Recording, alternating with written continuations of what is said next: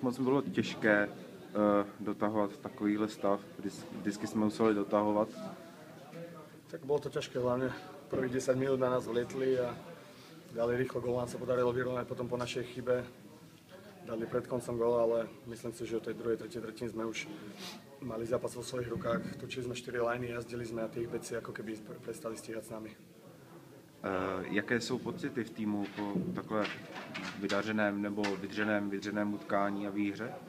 Tak pocity sú super, všetci sú unavení, ale sme to pokašľali túto sezónu, tak teraz to musíme doťahovať a bude to náročné, to všetci vieme, ale ak budeme hrať tak ako dneska, tak si myslím, že to pôjde.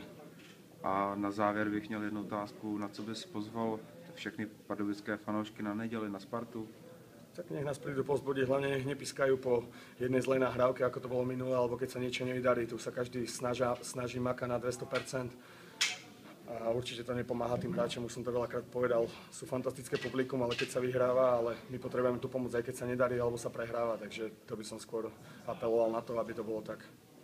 Super, děkuju a gratuluju. Čau.